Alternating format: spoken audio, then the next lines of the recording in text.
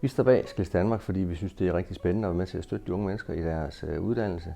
Det er fantastisk sjovt at se dem udføre et fantastisk dygtigt håndværk, og vi håber, det er til en inspirationskilde, så der er rigtig mange unge mennesker, som får lyst til at blive håndværkere.